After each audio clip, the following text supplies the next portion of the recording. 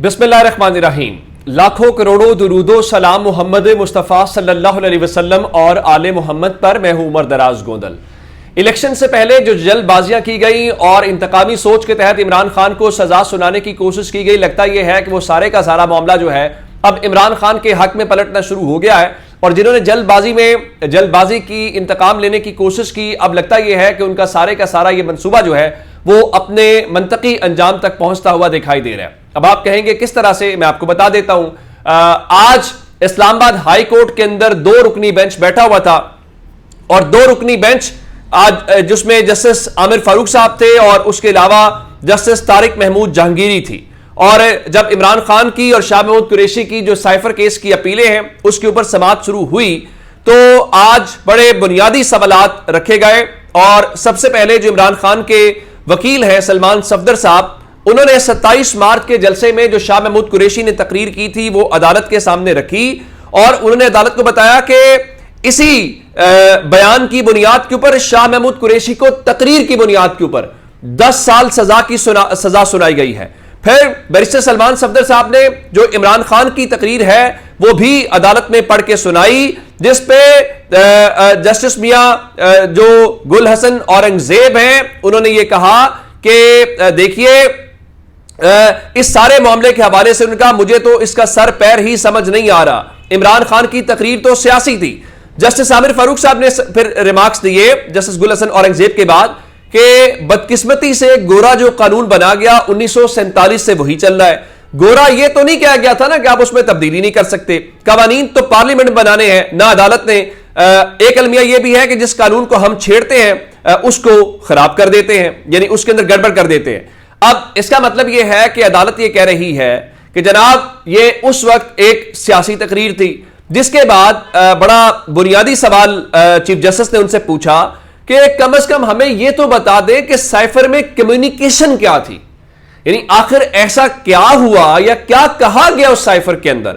तो स्पेशल जो प्रोसिक्यूटर हामिद अली शाह साहब हैं, उनका जी जो साइफर भेजा गया वो क्लासिफाइड था। अब चीफ जस्टिस ने कहा कि भाई एक शख्स को आपने एक डॉक्यूमेंट की बुनियाद के ऊपर सजा सुनाई है तो मालूम तो पड़े उस डॉक्यूमेंट के अंदर है क्या। तो अब उनका आमिर फारूक साहब ने कहा कि जब पता चलेगा कि डॉक्यूमेंट में असल बात यह है तो उसके बाद हमें पता चलेगा ना कि आपने उसको गलत इस्तेमाल किया, ये ट्विस्ट किया। जब एक चीज का हमें पता ही नहीं है तो हम ये कैसे मान लें कि उसमें हुआ क्या है। तो अब उन्होंने ये सारी बातें अपनी जगह के ऊपर रखी और वहां पे जो बड़े बुनियादी सवालात हैं वो सवालात उन्होंने रखे। फिर जस्टिस मियां गुल हसन और औरंगजेब ने कहा कि उस साइफर में कम्युनिकेशन क्या है। वॉशिंगटन ने एक शख्स ने एक चीज भेजी है तो आखिर वो क्या चीज है। उस शख्स ने बताया होगा ना कि क्या चीज भारत के हाथ लग गई तो सिक्योरिटी सिस्टम मुतासिर होगा। क्या साइफर जो है आपने ट्रायल कोर्ट के उस जज को सुनाया जिसने इमरान खान को सजा सुनाई? तो बताया गया कि नहीं दिखाया गया। अब आप जब ये कहते हैं कि साइफर की वजह से हमारे दुश्मनों ने फायदा उठाया या पाकिस्तान, तो आज अदालत ने यही कहा ना कि उसमें क्या है जो अगर भारत के हाथ लग गया तो सिक्योरिटी सिस्टम मुतासिर होगा। तो उस पर जस्टिस आमिर फारूक साहब ने कहा कि साइफर को डी कोड करके उसकी 4 या 5 कॉपियां बनती हैं जो शख्सियात के पास जाती हैं और वापस आती हैं। सीक्रेट डॉक्यूमेंट को सील कर दिया जाता है ताकि वो पब्लिक में ना आए। हम ये पूछना चाह रहे हैं कि आखिर उसमें कम्युनिकेशन क्या है। तो वकील सलमान सफदर साहब ने कहा ये तो हमें भी नहीं मालूम क्योंकि हमें भी डॉक्यूमेंट जो है वो जाहिर है दिखाया नहीं गया। अब इस हवाले से जस्टिस गुल हसन औरंगजेब साहब ने कहा कि आपकी बताई गई बातों में खुफिया रखी जाने वाली तो कोई बात नहीं है। तो मैंने तारिक जहांगीरी साहब शुरू में कहा, तारिक जहांगीरी साहब नहीं थे, गुल हसन औरंगजेब साहब थे, कि उनका अब आप हमें बता दें। तो वकील सलमान सफदर ने कहा कि मैंने तो देखे ही साइफर नहीं है तो मैं कैसे बता सकता हूं। तो जस्टिस आमिर फारूक साहब ने कहा ठीक है फिर हम प्रोसिक्यूशन से जो है वो कर लेते हैं। तो सलमान सफदर साहब ने कहा कि एक तरफ इमरान खान के ऊपर केस ये है कि इमरान खान ने हर चीज पब्लिक कर दी है। अब अदालत जब बार बार पूछ रही है तो कहते हैं जनाब वो ना हम साइफर दिखा नहीं सकते तो पब्लिक हो जाएगा उनका। फिर तो आपने सजा ही गलत सुनाई ना। जब आपका इल्जाम यह है कि इमरान खान ने पब्लिक कर दिया तो फिर तो आपको दिखाना चाहिए कोर्ट को। अब आप कहते हैं जी साइफर दिखा दिया तो वो पब्लिक हो जाएगा। अब फिर अदालत ने जब यह भी पूछा कि जिस जज ने सजा सुनाई है उसने तो देखा होगा। अब ये सारी बातें हुई जब उन्होंने उस तकरीर को भी सियासी करार दिया तो जाहिर है उसके बाद इनके पास कोई चीज बचती क्या थी। तो अब अदालत ने जब साइफर पूछा, जवाब नहीं है। अदालत ने पूछा, जज को दिखाया गया, जवाब नहीं है। अदालत ने पूछा आखिर क्या है जिसको ट्विस्ट किया गया, उसका जवाब बिल्कुल भी वहां पे नहीं है।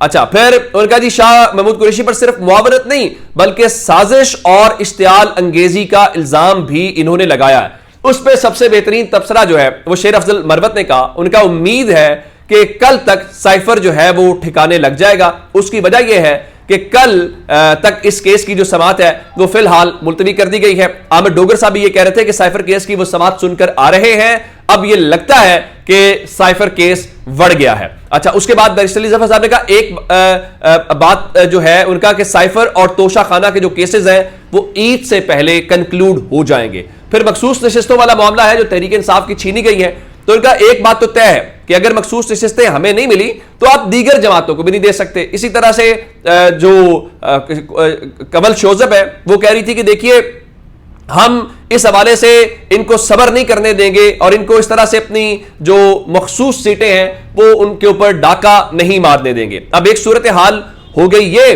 दूसरी तरफ जरा जो बताया गया था आपको कि जनरल फैज हमीद के जो भाई हैं नजफ हमीद, उनकी गिरफ्तारी के वो भागे हैं कि नहीं भागे, अब वो क्लैरिटी आ गई है कि वो अभी तक जेर हिरासत है और उनको आज जो अदालत है उसने जिस्मानी रिमांड के ऊपर, जिस्मानी रिमांड नहीं बल्कि जुडिशल रिमांड के ऊपर अडियाला जेल भेज दिया है। और आप हैरान इस बात के ऊपर होंगे कि इस मामले के अंदर आज एंटी करप्शन ने जिस्मानी रिमांड मांगा ही नहीं है, जो आमतौर पर मांगा जाता है कि हमने तफ्तीश करनी है। अब उनकी दरखास्त जमानत के ऊपर 20 मार्च को समाअत होगी, यानी परसों।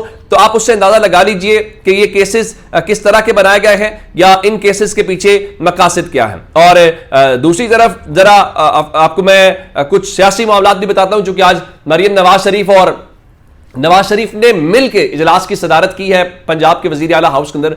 सवाल यह पैदा होता है कि नवाज शरीफ किस हैसियत के अंदर ये इजलास चेयर कर रहे हैं कि जी वो फलां को सोलर दे दे फलां, और फिर मियां साहब बड़े मासूम बन के कह रहे थे कि जनाब आप ये बताएं ना कि IMF के कहने के ऊपर बिजली और गैस और गैस कितनी और महंगी करेंगे। जनाब ये आप कर रहे हैं, आपके भाई साहब कर रहे हैं, ये लोगों को बेवकूफ ना बनाएं। और लोगों को पता है, अब नवाज शरीफ ये नहीं कह सकते जी मैं तो बड़ा, ये हुकूमत नवाज शरीफ की है, शहबाज शरीफ की हुकूमत नवाज शरीफ की है। नवाज शरीफ साहब की बेटी वजीर आला है, कल वो गई अडियाला जेल, उस हवाले से मजीद तफसीलात आई हैं।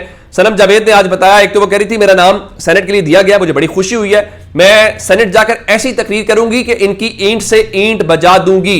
उसके बाद उनका कल मरियम नवाज जब जेल आई थी लेकिन उनकी हमसे मुलाकात करने की हिम्मत नहीं हो सकी, हमें 4 दिन से लॉकअप में ही बंद रखा गया है। हमें कहा गया है कि मरियम नवाज आएगी तो आप लोगों ने कुछ बोलना नहीं है, वगरना इंजाम के जिम्मेदार आप खुद होंगे। उनका मुताबिक हमें एक तो अलहदा रखा गया और फिर मरियम नवाज भी उस तरफ नहीं आई। उनके मुताबिक जब मरियम नवाज कल जेल में गई तो वहां पे जो कैदी खवातीन हैं उनको नए कपड़े दिए गए, उनको मेकअप किए गए, और खवातीन जो बोलने वाली थी, चाहे उनके ताल्लुक तहरीक इंसाफ से नहीं भी था, उनको बाहर नहीं जाने दिया गया कि कहीं वो मरियम नवाज से सवाल ना कर लें या उनसे कुछ पूछ ना लें।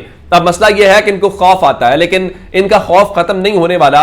लाहौर में हमाद अजहर से डरते हैं और फिर शरीफ खानदान मोनिस इलाही से डरता है, तो लाहौर के 2 हलकों के अंदर हमाद अजहर और मोनिस इलाही को उम्मीदवार पाकिस्तान तहरीक इंसाफ ने बना दिया है। मोनिस इलाही ने PP 158 लाहौर के अंदर अपनी कागजात जमा करा दिए हैं। हमाद अजहर ने PP 164 लाहौर से ज़िमनी इलेक्शन के लिए कागजात नामजदगी जमा करा दिए हैं, जिसका मतलब यह है कि लाहौर के अंदर जो 5 सीटें हैं उसके ऊपर एक के ऊपर हमाद अजहर होंगे और एक के ऊपर मोनिस इलाही होंगे, क्योंकि पाकिस्तान तहरीक इंसाफ की जो कोर कमेटी है उसका अहम इजलास आज हुआ है जिसमें सेनेट इंतखाबात और इमरान खान के केसेस से मुतालिक मुशावरत हुई है। और ये खैबर पख्तूनख्वा हाउस जो इस्लामाबाद है वहां पर हुआ। अभी इसका ऑफिशियल एलामिया आना है, ऑफिशियल एलामिया के बाद मालूम हो पाएगा क्या फैसले किए गए हैं। लेकिन वो जो कागजात छीनने वाला मामला मैंने आपको बताया था कि मोनिस इलाही की वालदा जो कैसरा इलाही साहिबा हैं वो कागजात जमा कराना चाहती हैं, लेकिन वहां पे भी रुकावटें डाली जा रही हैं। तो उन्होंने आज बाकायदा इलेक्शन कमीशन को दरखास्त दायर की और कहा कि PP 32 के ऑफिस में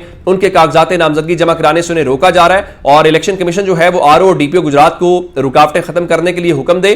और RO के दफ्तर गए तो नामालूम अफराद ने कागजात जमा न कराने के हवाले से धमकियां दी और जो रास्ते हैं वो बंद किए जा रहे हैं, जिसके बाद अब फौरी तौर पर जी इलेक्शन कमीशन ने नोटिस लिया और कहा जी अहम इजलास हुआ है, रिटर्निंग अफसर को हिदायत भेज दी गई हैं और उनसे कहा गया है कि आप दफ्तर में नहीं थे और वहां पर रुकावटें आ रही हैं तो वो रुकावटें दूर करें। भाई ये वो इलेक्शन कमीशन ही है जिसकी बदौलत हमने पिछले 2 महीनों में पाकिस्तान के अंदर तमाशा देखा है और पाकिस्तान के लोगों के मैंडेट के साथ जो कुछ हुआ वो भी एक तारीख है। अब अगली बात, पाकिस्तान और अफगानिस्तान के बॉर्डर से मुतालिक मैंने आपको पिछली वीडियो में बड़ी तफसील के साथ बताया था कि पाकिस्तान ने अफगानिस्तान के अंदर एयर स्ट्राइक्स की हैं। उस वक्त तक अफगानिस्तान की जो गवर्नमेंट है वो तो इसको मान रही थी और वो मान रहे थे उनकी जानिब जो है वो लोग मारे गए। जाहिर है पाकिस्तान ने कोई अफगानिस्तान के लोगों से तो हमने जंग नहीं लड़नी, ना हमारा कोई मकसद है, ना हम अफगानिस्तान के लोगों के दुश्मन है, ना वो हमारे दुश्मन है। हम भाई हैं, एक दूसरे के भाई हैं, हमें ख्याल करते हैं। लेकिन मसला ये है कि वो अनासर जो आड़ लेके बैठे हैं, जो जमीन एक दूसरे के खिलाफ इस्तेमाल करते हैं, उनको बर्दाश्त नहीं किया जा सकता, ना किया जाना चाहिए। अब से थोड़ी देर पहले पाकिस्तान के दफ्तर खारजा ने सरकारी तौर पे बाज़ाब्ता तौर पे इस बात की तस्दीक कर दी है कि आज सुबह सवेरे पाकिस्तान की तरफ से अफगानिस्तान के अंदर कार्रवाई की गई है और इस कार्रवाई के अंदर उनका जी हम अफगानिस्तान के अवाम का बेहद एहतराम करते हैं, इसमें कोई शक नहीं है, हमें अफगानिस्तान के लोगों से कोई मसला नहीं है, हम तो बड़े अरसे से उनके मेज़बान भी हैं और इसके ऊपर हमें फ़ख्र भी है कि हम भाइयों की मेज़बानी करते हैं और करते रहेंगे इंशाल्लाह। लेकिन हमारा मसला वो है, वो जो ग्रुप्स वहां बैठे हुए जो आड़ और पनाह लेके और आपकी हुकूमत उनके खिलाफ कार्रवाई नहीं करती, तो पाकिस्तान की जानिब से कहा गया जी जो गुल बहादुर, हाफिज गुल बहादुर का ग्रुप है उसको आज टारगेट किया गया है, जिसमें जाहिर है पाकिस्तान ने अपने टारगेट्स जो है अभी तक पाकिस्तान की हुकूमत के मुताबिक हमने अपने हासिल किए हैं। जाहिर है इसका ये जो इतना बड़ा हमारा लॉस हुआ, लेफ्टिनेंट कर्नल शहीद हुए, कैप्टन शहीद हुए, हमारे दीगर अफसरान लेफ्टिनेंट कर्नल के ओहदे के ऊपर पहुंचने के लिए पाकिस्तान का सरमाया लगता है, पाकिस्तान के वसाइल लगते हैं, ऑफिसर ऐसे तैयार नहीं हो जाते। लेकिन ये नहीं हम इजाजत दे सकते कि कोई बाहर से आए और हमारे लोगों के ऊपर हमला करे और हमारी जान ले, ये नहीं हो सकता। इसके ऊपर पूरी कौम यकसू है, मुत्तहिद है। आपको याद होगा जब इमरान खान की हुकूमत थी तब भी इंडिया ने कोशिश की तो इमरान खान ने फौरी तौर पे उनका हम सोचेंगे नहीं, हम रिटेलिएट करेंगे। थोड़ा सा पहले ईरान वाला मामला हुआ, बिल्कुल हमने जवाब दिया, हम इसके ऊपर जवाब देंगे। अब दूसरी जानिब से अफगानिस्तान की तरफ से बीबीसी के मुताबिक उनकी जानिब से भी पाकिस्तान के ऊपर गोलाबारी की गई है और पाकिस्तान के 3 अफराद जो हैं वो जख्मी हुए हैं और वहां से बताया गया कि फायरिंग का सिलसिला सुबह से वक्फे से जारी है। उम्मीद है कि एक दोनों जो साइड्स हैं वो बैठेंगी और इस मसले का हल निकालेंगे और हमारे संजीदा कंसर्न्स हैं जो हल होने चाहिए। अपना बहुत सारा ख्याल रखिएगा। खुदा हाफिज।